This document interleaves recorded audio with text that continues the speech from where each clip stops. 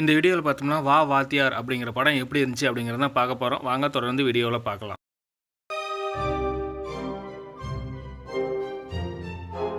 இந்த படத்தோட மையக்கருத்து அப்படின்னு பார்த்தீங்கன்னா, நம்ம வாத்தியார் வந்து இறந்துடுறாரு.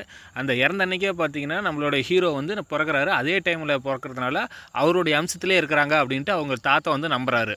வளர வளர பார்த்தீங்கன்னா, வாத்தியார் நடித்த படங்கள் எல்லாமே வந்து அவங்க தாத்தா வந்து பேரனுக்கு வந்து சொல்லி வளர்க்குறாப்படி. அதனால் பார்த்தீங்கன்னா, வாத்தியார் மேலே ரொம்ப இம்ப்ரெஸ் ஆகிடுறாரு அந்த பையன். ஒரு குறிப்பிட்ட காலகட்டத்துக்கு அப்புறம் வாத்தியார்லாம் வேஸ்ட்டு, நாம் வந்து வில்லன் ஸ்டைலில் ஃபாலோ பண்ணலாம் அப்படின்ட்டு கொஞ்ச நாளைக்கு வந்து வில்லன் ஸ்டைலில் ஃபாலோ பண்ணுறாப்படி. வில்லன் ஸ்டைலில் நம்ம நடந்தக்கூடாது, அதெல்லாம் தப்பான விஷயம், நாம் வந்து வாத்தியார் வழியிலே நடந்து மக்களுக்கு நல்லது பண்ணணும் அப்படின்ட்டு வாத்தியார் வழியிலே நடக்க ஆரம்பிக்கிறப்படி நம்ம ஹீரோ. இதுதான் இந்த படத்தோட மைய கருத்து. என்னை பொறுத்தவரை இந்த படக்குழு பார்த்தீங்கன்னா ஒரு சிறப்பான மைய கருத்து தான் தேர்ந்தெடுத்துருக்காங்க அப்படிங்கிற மாதிரி சொல்லலாம். இந்த திரைப்படக்குழு சிறப்பான மைய கருத்து தேர்ந்தெடுத்துருக்காங்க அப்படிங்கிறது மாற்று கருத்தே இல்லை. ஆனால் வந்து அந்த சிறப்பு வந்து திரைக்கதையிலையும் இருக்குதான்னு கேட்டிங்கன்னா கண்டிப்பாக இல்லை அப்படிங்கிற மாதிரி தான் தெளிவாக நம்மளால் புரிஞ்சிக்க முடியுது.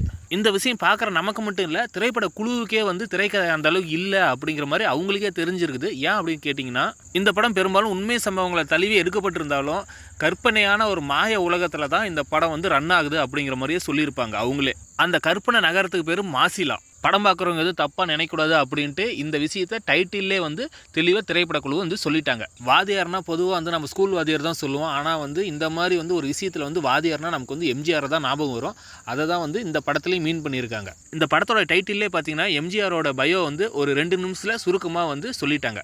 இந்த படம் பார்த்தீங்கன்னா எம்ஜிஆர் இறந்த நாளான 24/12/1987 அப்படிங்கிற இடத்துல இருந்து இந்த படம் வந்து நமக்கு ஸ்டார்ட் ஆகுது. நம்ம தமிழ்நாட்டில் பார்த்தீங்கன்னா எத்தனையோ லட்சம் பேர் எம்ஜிஆருக்கு ஃபேன்ஸ் இருக்கிறாங்க. அது எல்லாத்துக்குமே நமக்கு தெரியும். அப்படி ஒரு ஃபேன் தான் பார்த்தீங்கன்னா நம்ம ஹீரோவுடைய தாத்தா. எம்ஜிஆர் இறந்த நாள் மற்றும் நேரத்திலே பார்த்தீங்கன்னா நம்ம தாத்தாவுக்கு வந்து ஒரு பேரப்பையன் பிறகுறப்படி அவர் தான் நம்ம ஹீரோ. இறந்த டைம்லேயே பிறந்ததுனால பார்த்தீங்கன்னா இவர் வந்து எம்ஜிஆரோடைய அம்சம் அப்படின்ட்டு அந்த தாத்தா வந்து முழுசாக நம்புறாப்படி. ரொம்ப சின்ன வயசுலேருந்தே பார்த்தீங்கன்னா நம்ம தாத்தா வந்து பேரனுக்கு எம்ஜிஆர் கதைகள்லாம் சொல்லி அவர் வழியில் நடக்கணும், யாருக்கும் தீங்கு செய்யக்கூடாது அப்படின்ட்டு நல்லவனாக வளர்த்துறாப்படி. பேரனு நல்லபடியாக தான் வளர்றாப்படி. அதில் வந்து எந்த குறையும் இல்லை.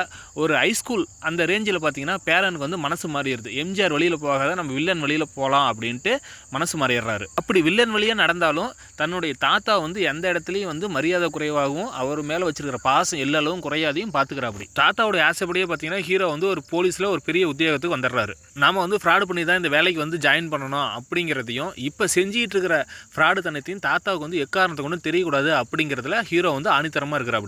ஏதோ ஒரு சில காரணத்துக்காக பார்த்தீங்கன்னா இவருடைய வேஷம் வந்து கலைஞ்சி தாத்தாவுக்கு தெரிஞ்சிருது. இதனால் வந்து தாத்தா வந்து மனதளவில் பாதிக்கப்பட்டு அவர் வந்து இறந்துடுறாரு. தாத்தா இறந்ததுக்கப்புறம் தான் செஞ்சுக்கிட்டு இருக்கிறதெல்லாம் தப்பு அப்படிங்கிறத உணர்ந்து திரும்ப வந்து அதெல்லாம் சரி பண்ணி திரும்ப வந்து நல்லவனா, அதாவது எம்ஜிஆர் வழியில் வாழ்கிறது தான் இந்த படத்தோட மீதி கதையாக அமைஞ்சிருக்குது. இந்த படத்தில் திரைக்கதை கேட்கறதுக்கு ஓரளவுக்கு சுவாரஸ்யமாக அமைஞ்சிருந்தாலும் இதோட ஸ்க்ரீன் பிளே ரொம்ப மோசம் அப்படிங்கிற மாதிரி தான் சொல்ல முடியும். இதனால் பார்த்தீங்கன்னா திரைக்கதையை சொதப்பிருச்சு அப்படின்னு தான் நான் சொல்லுவேன். அப்படி என்ன ஸ்க்ரீன் பிளேயில் மிஸ்டேக் இருக்குது அப்படின்னு கேட்டிங்கன்னா, ஸ்க்ரீன் பிளேயில் திரைக்கதை வந்து எதை நோக்கி பயணமாக போகுது அப்படின்னே தெரியல. ஏன் அப்படின்னு கேட்டோம்னா, இந்த படத்தில் பார்த்தீங்கன்னா பிரச்சனை இருக்குது, நமக்கு பிரச்சனை இருக்குது, அதை முடிச்சாகணும் அப்படின்னு சொல்கிறாங்க.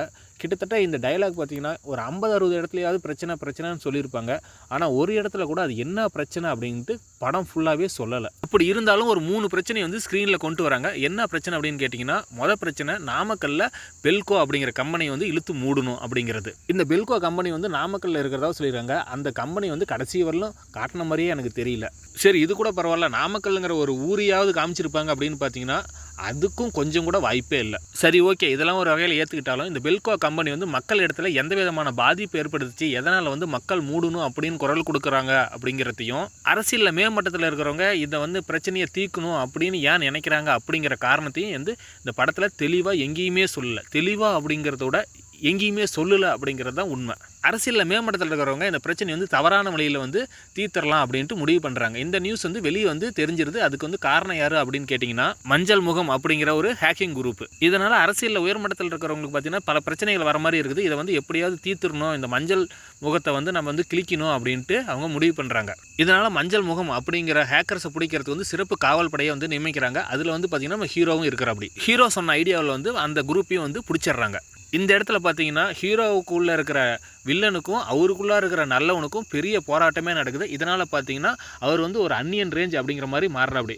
நைட்டில் பார்த்தீங்கன்னா ஹீரோ, பகலில் பார்த்தோம்னா வில்லன் அப்படிங்கிற மாதிரி கான்செப்ட் போகுது. ஒரு வழியாக போலீஸ் பிடியில் இருந்தும் அந்த வில்லன்கள் பிடியில் இருந்தும் இந்த ஹேக்கர்ஸ் குரூப்பை வந்து ஹீரோ வந்து காப்பாற்றிடுறாப்படி. இதோட வந்து படம் முடியுது. இன்னும் இந்த படத்தில் என்ன பிரச்சனை அப்படிங்கிறீங்கன்னா, இன்னும் சொல்கிற அளவுக்கு பிரச்சனைகள் நிறையாவும் இருக்குது. அதையும் என்னன்னு சொல்லிடுறேன் கேளுங்க. 1987 வந்து படம் ஸ்டார்ட் பண்ணுற மாதிரி காமிக்கிறாங்க. அந்த சுச்சுவேஷனே பார்த்தீங்கன்னா இவர் பெருசாகி போலீஸ்காரர் ஆற வரையிலும் அதே சரௌண்டிங்லேயே அதே ஒரு லொக்காலிட்டிலே வந்து படம் போகிற மாதிரி இருக்குது. இந்த ஹேக்கிங் குரூப் வந்து எதனால் உருவாகிறாங்க அப்படிங்கிற மாதிரியும் தெளிவான விளக்கம் இல்லை. இந்த ஹேக்கிங் குரூப் வர இடத்துல மட்டும்தான் இன்டர்நெட்டு, சோசியல் மீடியா எல்லாம் சொல்கிறாங்க. ஆனால் வந்து அதோடைய சரௌண்டிங் பார்த்தீங்கன்னா 1987 இருக்குது. இது வந்து ரெண்டாவது மிகப்பெரிய தவறாக நான் நினைக்கிறேன். மூணாவதாக பார்த்தீங்கன்னா இந்த படத்துக்கு முக்கியமான கேரக்டர் பார்த்தீங்கன்னா இந்த மல்டிபிள் பர்சனாலிட்டி அப்படிங்கிறது தான் சொல்கிறாங்க. ஆனால் வந்து அந்த மல்டிபிள் பர்சனாலிட்டி இந்த படத்தில் வந்து கொஞ்சம் கூட செட் ஆகலை அப்படிங்கிற மாதிரி தான் சொல்ல முடியும். இதே நம்ம தமிழ் படத்தில் வந்து ஒரு படம் வந்து அந்த மல்டிபிள் பர்சனாலிட்டி வந்து எவ்வளோ வந்து தெளிவாக வந்து நம்மளால் ஒரு பயம், ஒரு சுவாரஸ்யமாக கொண்டு வந்திருப்பாங்கன்னு நமக்கு தெரியும். ஆனால் இந்த படத்தில் வந்து ஏதோ விளையாட்டு போகல, சின்ன பிள்ளைங்க பார்த்தா கூட பிடிக்காது அப்படிங்கிற மாதிரி தான் அந்த ஒரு பர்சனாலிட்டி வந்து கொண்டு வந்திருக்கிறாங்க. இந்த மாதிரி நமக்குள்ளே ஒரு பிரச்சனை இருக்குது அப்படிங்கிறது ஹீரோவுக்கு வந்து தெரியும்னு சொல்கிறாங்க, தெரியாதுன்னு சொல்கிறாங்க. படக்குழுவுக்கே அது சரியாக புரியல. சரி, ஓகே, இதெல்லாம் போகட்டும். இதெல்லாம் ஒரு பக்கம் வந்து சரி, படம் முன்ன பின்னத்தான் மாயாஜால உலகத்தில் இருந்து எடுத்துருக்கிறாங்க அப்படின்னு சொல்கிறாங்க.